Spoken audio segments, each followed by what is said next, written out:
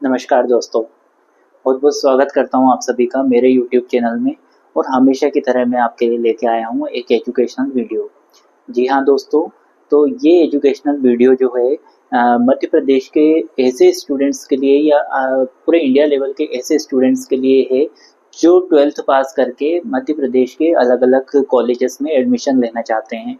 तो जी हाँ दोस्तों, तो मध्य प्रदेश के अलग अलग कॉलेजेस में जो एडमिशन चल रहे हैं, तो उसका फर्स्ट राउंड जो है कंप्लीट हो चुका है 6 तारीख को। तो 6 जून तक का जो उनका समय था फर्स्ट राउंड के लिए, तो वो कंप्लीट हो चुका है। और उसकी अब जो है लिस्ट आएगी, तो उस लिस्ट के बाद में जो है आपको कॉलेज अलॉट होंगे।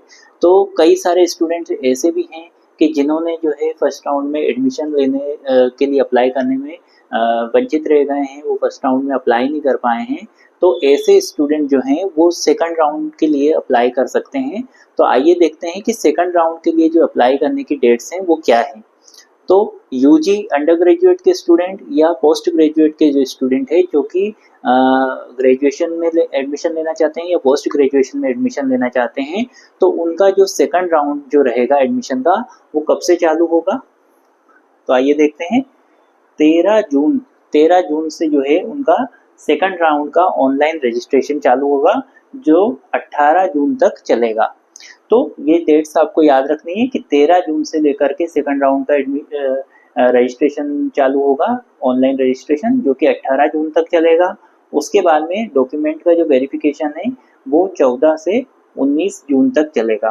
तो जब आप अप्लाई करेंगे एडमिशन के लिए, ऑनलाइन रजिस्ट्रेशन जब करवाएंगे, तब आपका हो सकता है कि फॉर्म ऑलरेडी वेरीफाइड हो। अगर उसमें कोई मिस्टेक होगी तो वो आपको उसकी भी त्रुटि की जानकारी मालूम पड़ जाएगी मैसेज के माध्यम से। उसके बाद में जो सेकंड राउंड का जो सीट अलॉटमेंट रहेगा वो 24 जून को मालूम पड़ेगा कि आपको कौन से कॉलेज में आपको सीट अलॉट हुई है।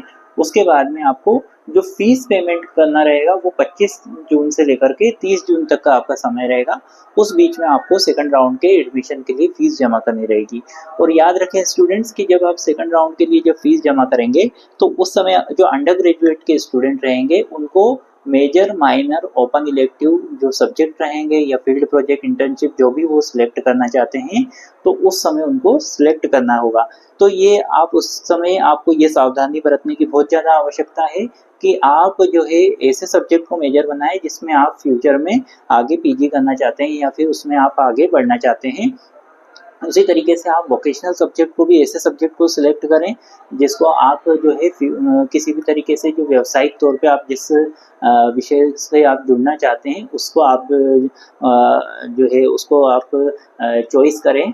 उसके बाद में जो है आप माइनर में भी ऐसा सब्जेक्ट चूज़ करें जो कि आपको मेजर में जो सबसे ज़्यादा आप जो पढ़ना चाहते हैं, वो आपकी जो सबसे ज़्यादा रुचि है जिस विषय में, वो मेजर में सिलेक्ट करें। माइनर में उससे कम रुचि वाला विषय सिलेक्ट करें। और ओपन इलेक्टिव तो ओपन फॉर ऑल है, तो आप अपने हिसाब से आपका सब्जेक्ट सिलेक्ट कर सकते हैं। उसके बाद में फील्ड प्रोजेक्ट और इंटर्नशिप या कम्युनिटी एंगेजमेंट प्रोग्राम, इस तरीके से अलग अलग चीज़ें होती है, तो आप उसको भी ध्यानपूर्वक ही सिलेक्ट करें। और उसके बाद में यहाँ पे मैंने आपको लिंक बताई हुई है www.eprivate.highereducation.mp.gov.in। इस लिंक के माध्यम से भी आप ऑनलाइन रजिस्ट्रेशन खुद स्वयं भी कर सकते हैं, अपने मोबाइल से, अपने लैपटॉप से, अपने कंप्यूटर से भी कर सकते हैं, या ऑनलाइन एमपी ऑनलाइन की शॉप से भी जाकर के आप अप्लाई कर सकते हैं।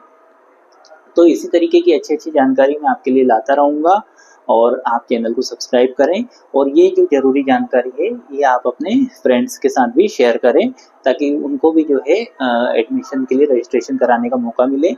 और साथ में मैं आपको ये भी बताना चाहूँगा कि अगर किसी छात्र को जैसे इस बार तो सप्लीमेंट्री का कोई चांस रखा नहीं है, डायरेक्ट उस छात्र को पूरा जो है पूरी एग्ज़ाम ही वापस से देनी होगी। पर यदि किसी छात्र को सप्लीमेंट्री भी है, तो उस छात्र को भी अगर कॉलेज में एडमिशन चाहिए तो वो रजिस्ट्रेशन तो अपना करवा कर रख ले, क्योंकि रजिस्ट्रेशन करवाने के बाद ही जिन ऐसे छात्र जिन्होंने रजिस्ट्रेशन करवा रखा है उनको ही, जब आपने मान लीजिए आपको सप्ली आप सारी एग्ज़ाम वापस से देने वाले हैं 12th की, तो उसका रिजल्ट जब आएगा तो आप चाहेंगे कि आपका साल ना बिगड़े और आप कॉलेज में अप्लाई करें। पर वो तभी अप्लाई हो पाएगा जब आप अपना रजिस्ट्रेशन करवा के रखेंगे।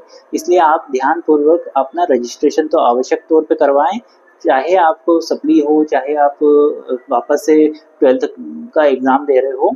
तो भी आपको रजिस्ट्रेशन करवा के रखना की ज़रूरत है, क्योंकि जब आप पास हो जाते हैं तो उसके बाद में अगर आप अप्लाई करना चाहते हैं और यदि उस समय कॉलेज लेवल काउंसलिंग चल रही होगी तो आप उसमें अप्लाई कर सकते हैं।